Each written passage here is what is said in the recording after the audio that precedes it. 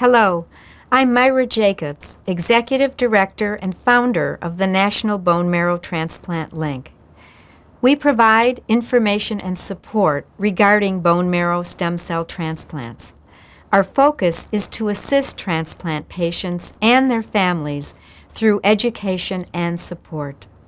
The National Bone Marrow Transplant Link is pleased to present the following film, The New Normal. The families you will meet have already taken the journey you're about to begin. They have successfully completed the transplant process and are living new normal lives. Although no film can fully prepare you for what lies ahead, we hope the new normal will help reduce your fears by providing greater understanding and encouragement.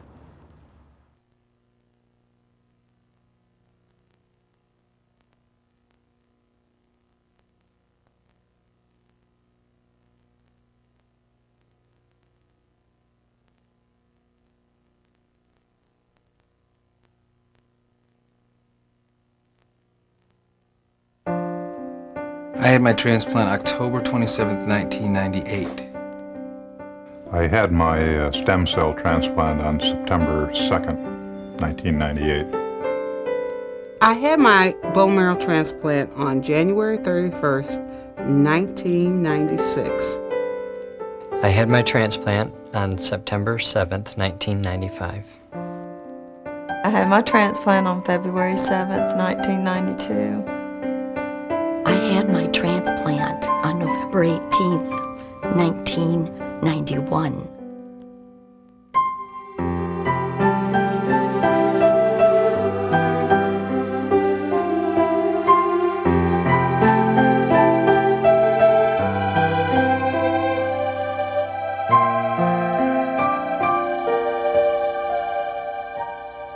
I was wearing shorts at the time, Bermuda shorts, and I looked down at my leg, and there was a huge black and blue mark on my leg.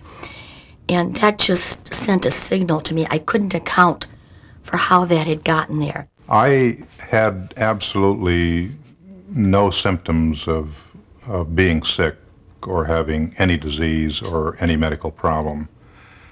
I had had my annual physical, which is a requirement at General Motors for all of our executives. And he picked up a slightly lowered white count when he did the blood workup. What happened was I started to experience some double vision, and I decided to have my eyes checked, and then it just kind of went from there that she didn't really want to make the diagnosis without having me see an oncologist, so then we went to the oncologist and he did the bone marrow aspiration. When you're told you have a diagnosis of leukemia, you don't really hear any subsequent words about cure rates or treatment or anything. You just immediately go from here to not being here. I did what any tough-minded, strong-willed executive might do. I fainted. I fell dead to the floor. I did not know what an oncologist was. I had never been associated with cancer. I was devastated. I got home, and Mike was there with Amber. He knew. When I opened the car door, he said, opened the door, he says, "Well, how'd it go?" I mean, he could tell I'd been crying, and I dropped in the yard in his arms. I think people going through this kind of catastrophic situation, perhaps they tend to think, as I did, that my situation is unique. I'm not so sure that that's true. I think there are more things in common than not in common. And so I think there's much to be gained from knowing what to expect. When you receive that kind of diagnosis, your world is turned upside down just instantly. The first emotional reaction is, at least for me, was overwhelming fear. And I just remember feeling as though the top of my head was going to explode. I could actually feel heat at the top of my head, like the top would just blow away. It's kind of funny. I was stretching to go for a run. That'll teach me. And I felt this big lump. The guy finally went and got it checked. I mean, you go from one life of no doctors, no clinics, no nothing, and then you're thrown into this really almost physically parallel world of just doctors and clinics and appointments, and that's where I went from one 30-second phone call to another. I really felt that I would survive that procedure. However, I also knew that I could reduce my anxiety by making preparations for various scenarios that might occur. But then I really quickly moved into a survival mode. I found out, that the bone marrow transplant did exist, so I immediately kind of took the bull by the horns as much as I could, as much as just a human being could, and said, I'm not going to let this thing get past me. My military background was extremely helpful, as it turned out, in approaching the challenge that I faced. It's akin to a war when you are diagnosed with this kind of a disease. You've got to bring to bear all of the resources possible. You've got to understand all the risks. My daughter was my inspiration. She was the reason that I did my transplant, because I didn't want her to grow up without a mommy, and only being 3, she would have never remembered me. She just gave me the will to keep fighting no matter what happened. The things I worried about, the things that I feared more about were what if the worst were to happen? What then would happen to my family? We never had a doubt as to what our course of treatment would be. The children were all small then, and we said, definitely, we're going with the bone marrow transplant. I've been in bone marrow transplantation since the 1960s. We did our first transplants in humans in 1968. Since 1968, tremendous advances have been made in the area of bone marrow transplantation. It has become a much, much safer procedure and a much more successful procedure. You need to have healthy bone marrow because in order to produce red blood cells, white blood cells, and platelets, which are essential for life, those cells are made there. It's the home. The bone marrow is the home for these cells. A bone marrow transplant in many diseases offers the only hope of cure for that disease. Stem cell transplantation is used for a number of diseases.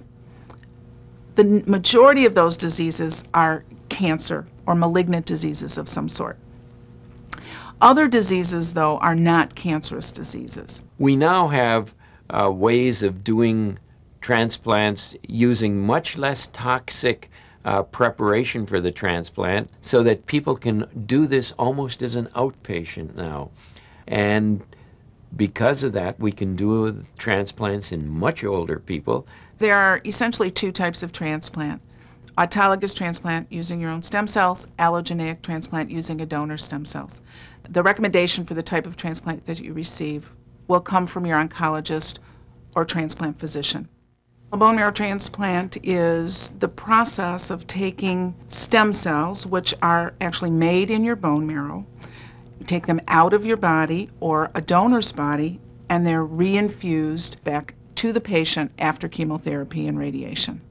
The first thing was fear, but then I think you go into denial, or you think, well, I'm sure there's a mistake. And, but then we thought we better go get another opinion at least. And I couldn't believe there was only a single treatment, and I wanted to go and get at least a second or third opinion, which I started to do immediately within a day or 2. I chose to have a bone marrow transplant, although I knew it was a risky procedure. I think it's quite difficult for African Americans and maybe minorities in general to find matches in the general population. So I was very fortunate to have a match. The transplant team at the hospital that you're going to be seeking your care is going to be so important in your treatment and recovery that you must trust them. You must know in your heart and in your mind that you are in the best place for you for this transplant.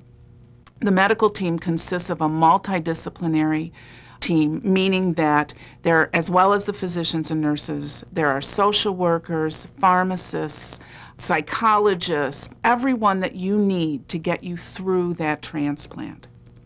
I don't think that it's important to have your transplant done in the place that does the most transplants. But I do believe that it's important for you to have your transplant done at a place that has significant experience. If you're lucky enough to live near a center that has that kind of experience, then your decision is simple. If you're not, you need to look into where you can find that kind of care, and that care may be away from your home. I had the utmost faith in my medical team right from the beginning. The first thing that impressed me with them was that they never tried to gloss over anything.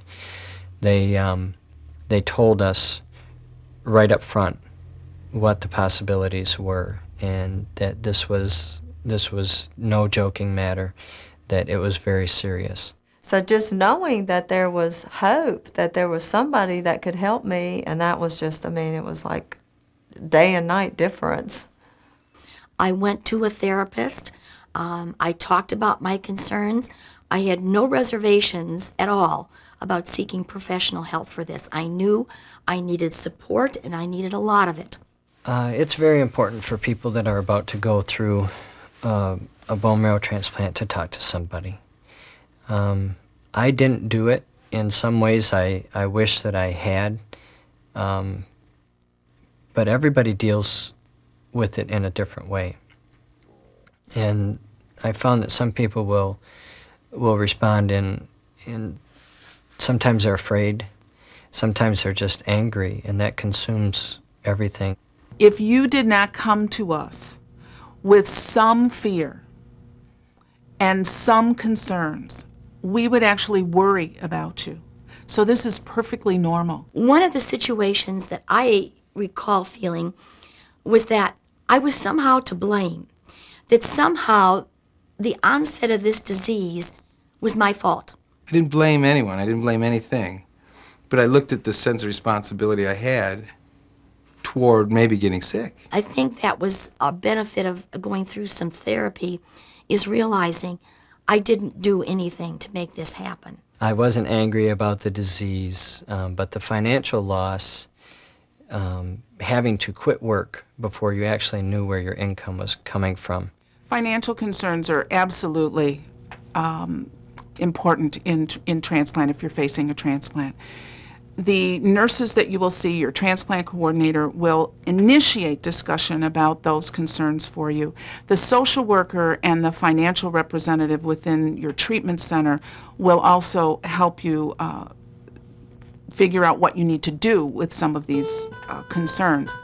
We thought maybe we'd have to sell our house and maybe start over, maybe even have to live with relatives for a while. But those things never materialized. But I think they were legitimate fears. Reducing the anxiety, I think, goes to this idea of hope. If I can be well enough prepared, if I can know enough about this to feel some control over it, then I think I'm going to have more hope. I was negative, I was pessimistic, and he was the optimist. If you have faith and hope, you have a good shot of getting well, because a positive attitude is very important, which the doctors told us, and we believed before that. He was like my cheerleader, you know. He kept telling me everything was going to be okay, we're going to get through this, we're going to get through this together, and I'm going to be here. People need to know that they can do this. It may not sound like something they want to do, but they need to know that they can do it, and that they can do it with the help of people on their healthcare team or the people around them that are important to them. There were some days that I felt lower than low, but I never thought I wasn't going to make it. I just thought I was having a hard time, and I could not see this day. I could not see me sitting in this chair feeling good and everything, but I knew I was going to make it. I just didn't know how well I was going to make it. I think there's a tremendous amount of fear that you don't really fully recognize at the time. The patient wants to protect the people that he or she loves around them, so they don't give full voice to how afraid they might be. So they kind of stay strong in order to support the people around them, which seems like a conflict, but it's a weird phenomenon that does occur. We had the car packed to drive to the airport, and I have a distinct and clear memory of walking out the back door and just looking around at things that you don't ever look around at in normal, typical life, and wondering whether I'd ever see them again. And when I stood in the driveway and kind of reluctantly got into the car, my son was standing there. He just stepped over, and I remember him just putting his hand on my back and saying, "You're going to be okay." And he was right. Now, in terms of my preparation of my son for this, that's perhaps one area that I wish I had done a better job with. Part of my not sharing a lot with him and with my other family members was I was afraid to do that. I was afraid it would be frightening to them to hear all this. It was 1991, and I was starting as a freshman at Michigan, and all of the things that go along with being a freshman in college, all those things happening on one end, and then on the other end, your mom's having a bone marrow transplant. She dropped me off that day, and I remember not knowing a whole lot about what was going to go on, not knowing when I would see her again or if I would see her again. It's important to involve your children because they can feel, I think, sometimes left out, because I'm not the only one that's going through it. They're going through it as well. And in order to make them understand, what we told them is that I'm going to go to the hospital and they're going to make me sicker to make me better. You know, emotions run real high and you don't know what is going to happen, but they need to work through that before they see him in the hospital situation and losing his hair and really, you know, sick to his stomach and stuff. They need to know what to expect. The only physical change we knew about was going to be her hair loss. I always told her that she's Sherry, she's my Sherry, and I always love her, whether she has hair or not. Oh, my hair. Well, before the transplant, I kept cutting it a little at a time to prepare myself. Self-image is certainly an issue in dealing with a transplant. Prior to having this transplant, I knew I would be bald, and I knew that was an issue. I think it's an issue for men and for women. So I'm not going to say it didn't bother me. It did bother me. The thought of being bald bothered me. The reactions of people I knew, friends, and even some family members, when they got the diagnosis, they did not know how to react. Many of them just said, I just didn't know what to say. I didn't know what to do, and I just felt helpless and hopeless. I've been in the same position before where I didn't know what to say to somebody and just kept my mouth shut instead, when maybe all I needed to do was tell them hello and that I was thinking of them, and it would have made a world of difference.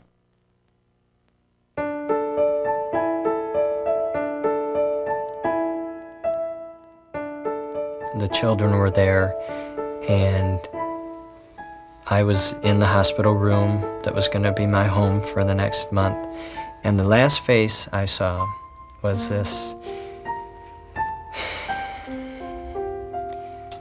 cute little round face of my 5-year-old daughter. And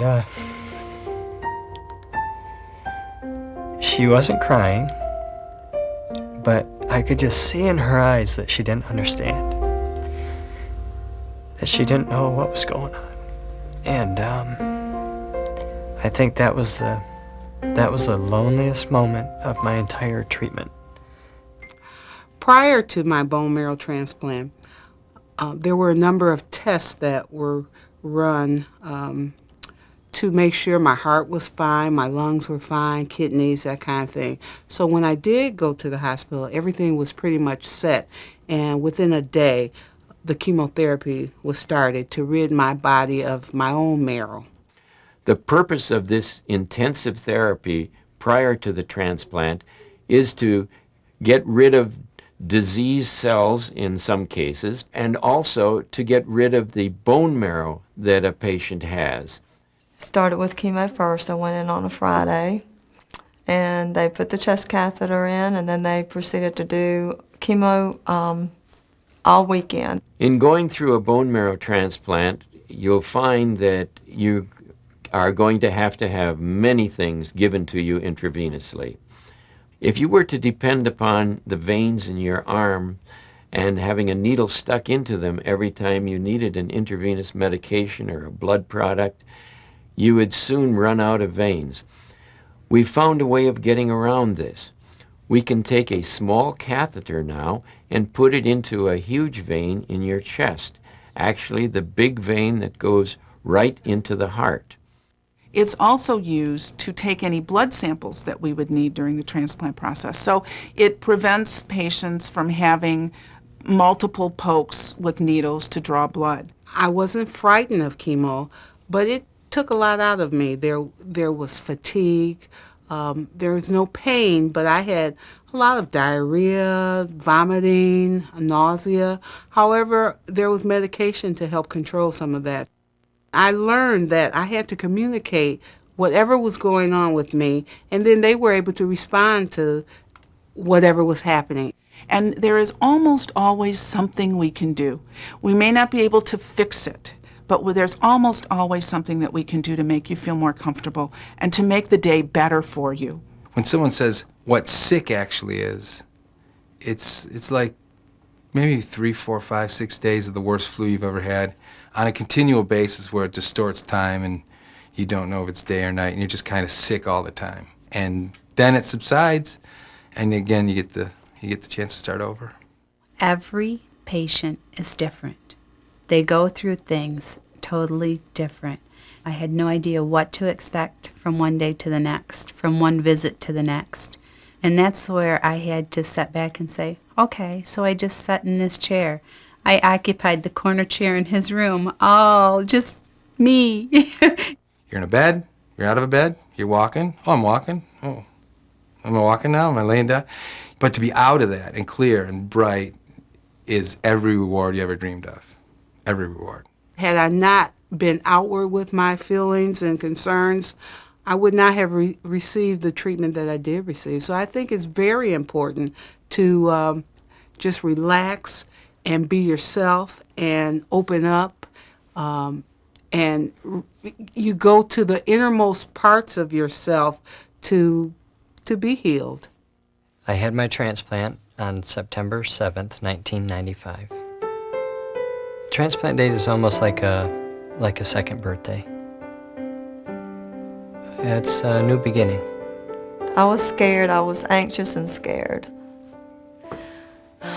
Wanting it to work and wondering if it was going to work. My stem cell transplant was on September 2nd, 1998. It's a day that you look back upon, and it's a day like none other in your life, because it's really the beginning of a second life.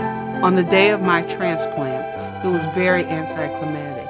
I had made preparations for this particular day, and I thought it was going to be this big hoopla, but it actually was very, very quiet, very normal. When my brother Marrow was harvested, they brought it in a big bag. It looked like just a big bag of blood. It was pretty much a blood transfusion. So I sat in bed watching television and eating potato chips. It was just like being at a movie or something. I had my transplant on November 18th, 1991. As the doctor walked in with these 2 bags of precious marrow, and the doctor was just kind of holding them rather casually in her arms.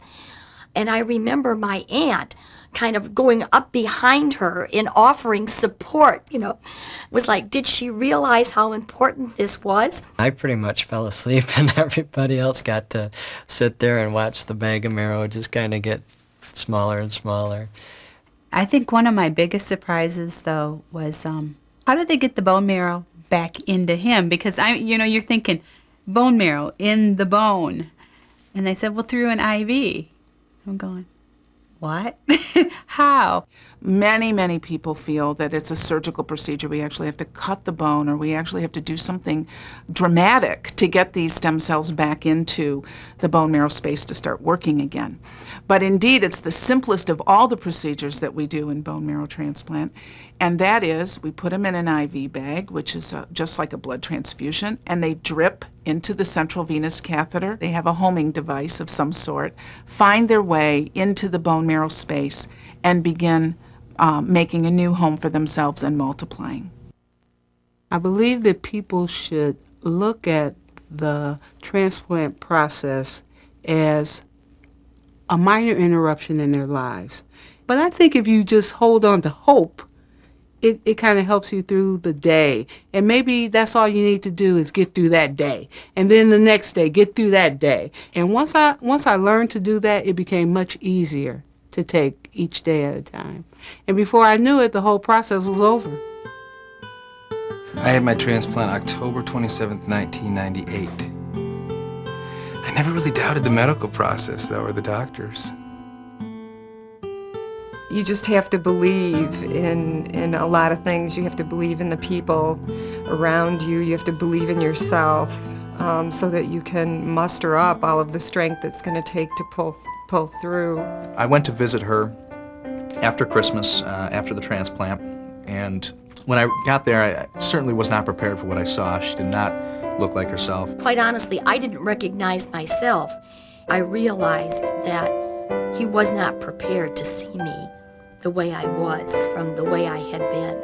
I'm getting sick off and on, throwing up and depressed and just physically no energy and just kind of laying in the bed for a few days, but then I just decided I wasn't going to lay there and I wasn't going to be that way anymore.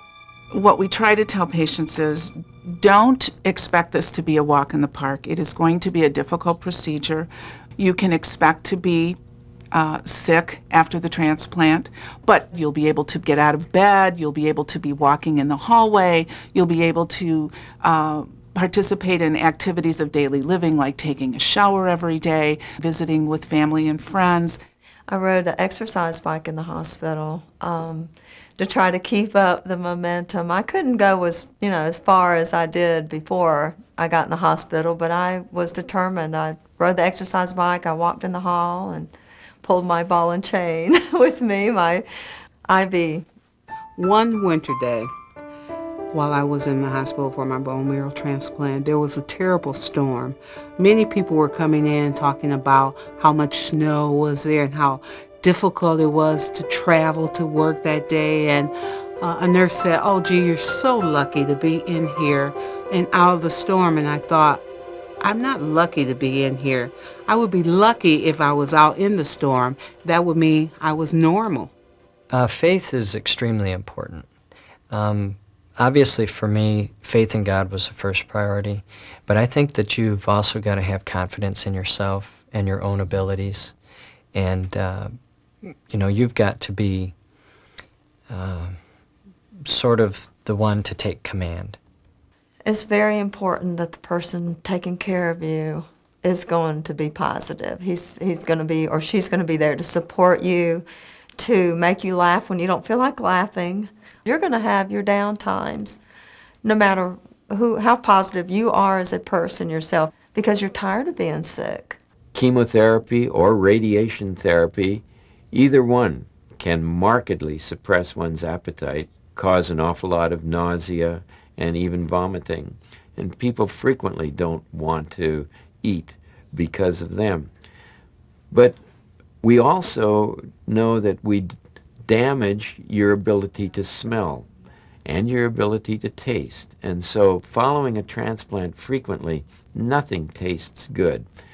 Many patients will say, no matter what I eat, it tastes like cardboard. I would be craving a cheeseburger, and when I got it, one bite, and I didn't want the rest of it. And the French fries were similarly awful, and the Coke wasn't any good.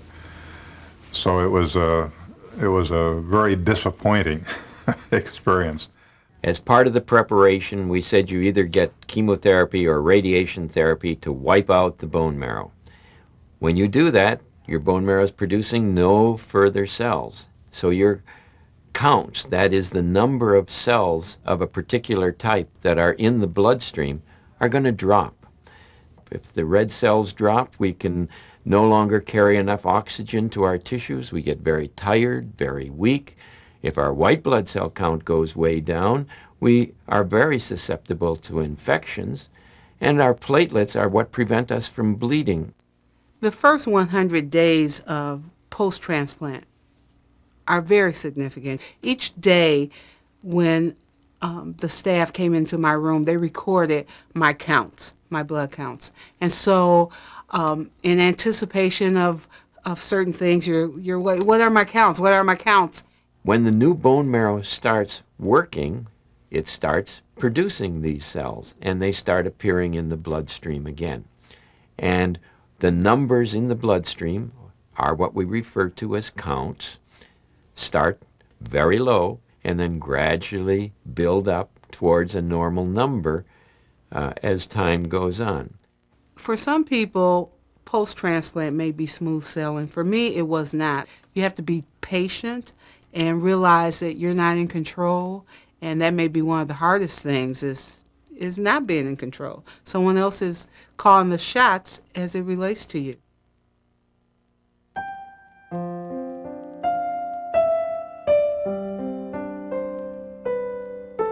When it came time to leave the hospital, I wasn't afraid to leave at all. I was definitely ready to go. The recovery had to begin, and I was anxious to get that going. At some point, I recall that a young nurse came into the room, and she said, with her hands on her hips, framing the doorway, she looked at me and she said, "Now, just what's the problem here?" And I said, "I'm afraid to leave." And she said, "Yes, you are. I can see that you are, and it happens to many patients, but you are going, and you're going today." It's kind of a catch-22 thing. You want to be home, but yet you want to take your bone marrow nurse with you, and you want her to live with you until, if you have a problem, she's right there. And When she came home, she still had the Hickman catheter in her chest, and I cleaned the ports on it every day. We do teach caregivers how to take care of the Hickman catheter, and it's a simple procedure. They just need to learn to become comfortable with it, and we will take the time that it needs to do that. We were determined that we can do this on our own, and that was a big part of getting family life back. From the caregiver's end of it, the most important thing I found was to take care of yourself. You need to make sure that you're taking care of yourself, that you're staying healthy. And it's hard, but you have to try to keep the stress managed. You feel it catching up with you at different moments, like all of a sudden, I'm really tired, and you realize that you have been sort of juggling all of these things. But in the heat of everything, you just do what you have to do. I had to get out once in a while, not be afraid to leave, and don't feel like you're turning your back on them. And I had to really take a year out of my life, at least a year, and just concentrate on getting well. That was not very easy, but it was reality. You're certainly severely compromised when you come home, and you have to rest a lot, and you sleep a lot, and you're not fully aware of what's going on. It's not over when you come home at all. There's still a lot of work to be done, but it's a totally joyful time. I mean, and probably easier for me to say that than for Stuart, because when he came home at first, he was clearly panic-stricken to be taken from his safe environment where he was surrounded by doctors and help. I know that was difficult. physically, I didn't have the energy that I once had. I had to build all that back up again, even though I was doing a little bit in the hospital. And you had good days and bad days. Fatigue seemed to have been a very big thing for me. I took 2 naps a day and still went to bed by 8 o'clock and slept all night long. I was just that tired, it seemed. Once I got home, I would say the most difficult part of the recovery was regaining stamina to the point that I could lead a more normal life. I had this totally unrealistic anticipated view that I would go right back to work. I had my transplant, I had been cured, and I'd go back to work and be all over. I was very naive in terms of the amount of time required. They are tired. We have put them through quite an ordeal. And so it may be all they can do in a day to take a shower and then rest, and then get up and eat, and then rest, and go to their physician's appointment, and then rest. So it is a very fatigue-laden time that most people have a difficult time with because they can't imagine it. Well, at first it's very basic substance. Make me cream of wheat for 6 weeks because that's all I could eat. The kids couldn't, they had to leave school, leave daycare, because anything they bring into the house or anything, you have no immune system, you're totally susceptible. I think that coming home was frightening for Stu, and the kids were a big part of it because it's hard to say, don't hug me now, don't kiss me now, and then there's the whole emotional thing. He would just cry and get so upset because he wanted to be completely open and, affectionate with them, but he truly was afraid. My caregiver was very patient with me, and he taught me to be patient.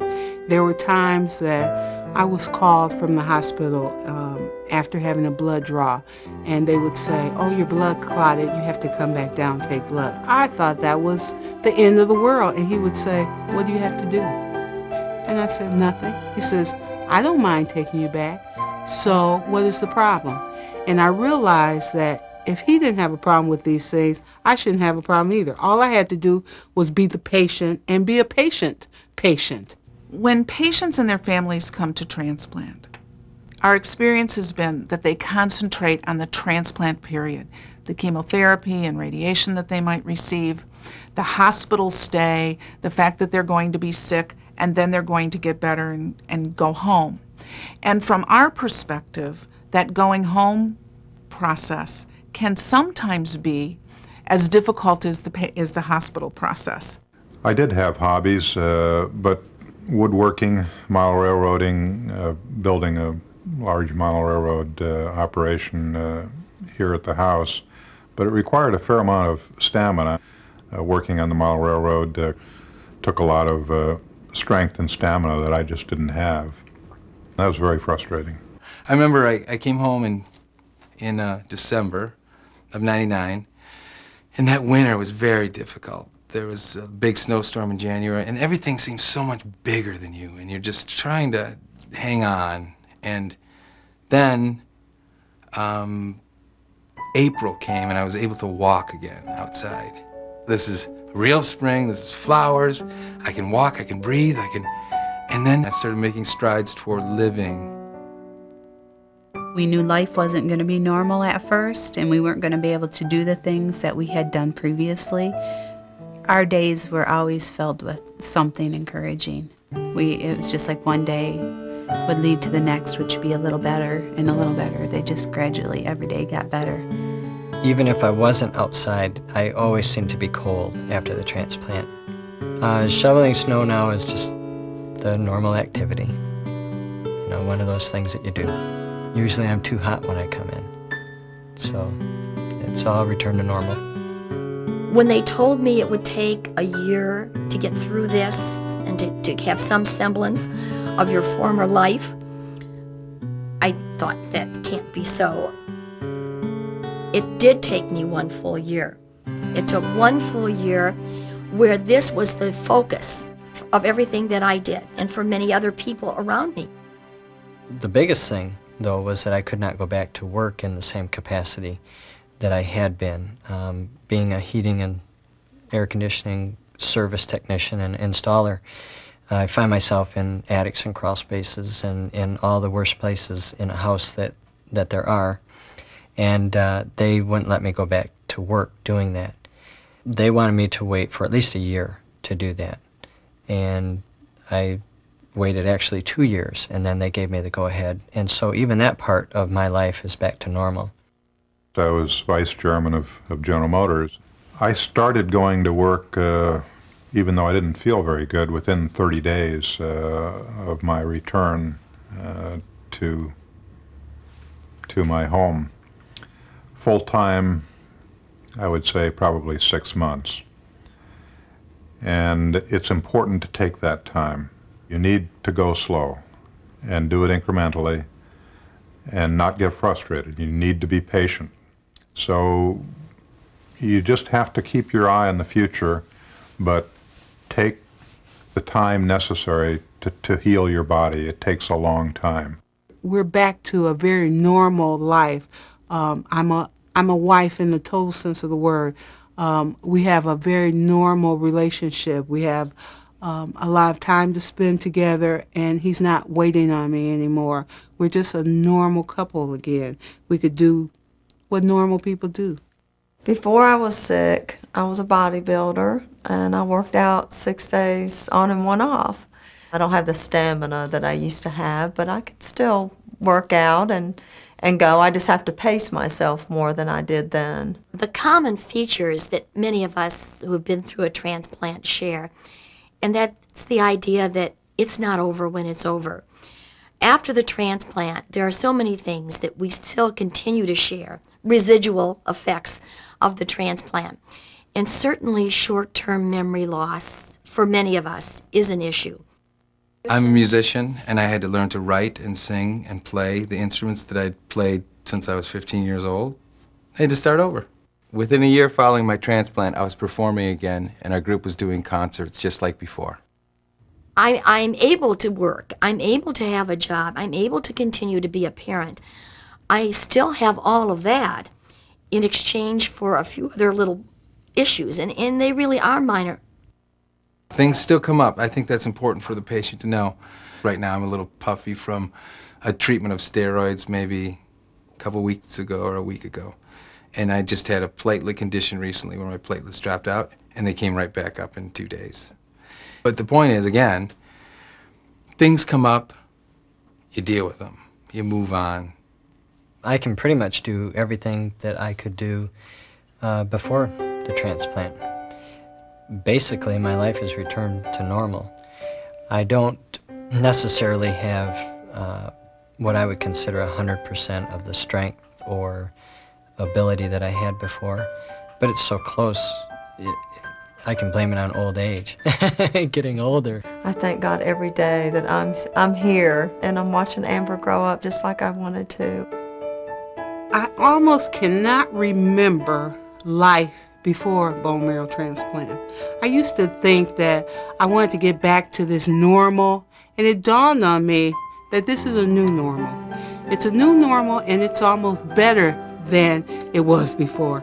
I have such a different outlook. I think I was an all right person before, but I have a different appreciation for life, for everything. And I was changed by this, dramatically changed. It is a life-changing experience. There's no question about that.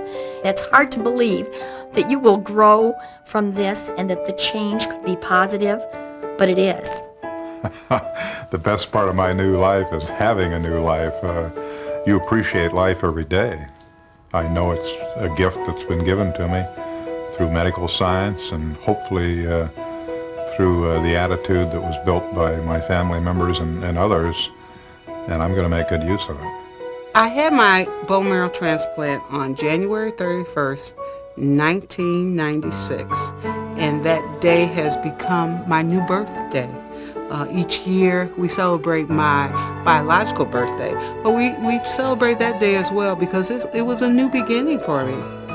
I had my transplant on February 7th, 1992, and that has become my second birthday. That birthday is more important to me than my actual birthday because I'm still here.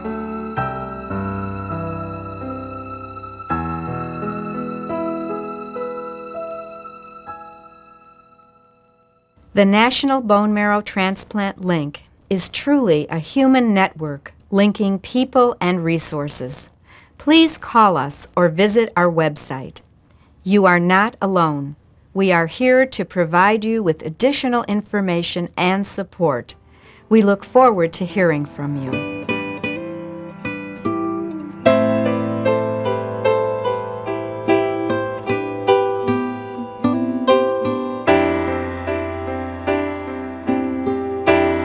So your body has betrayed you, but it's gonna work out fine. The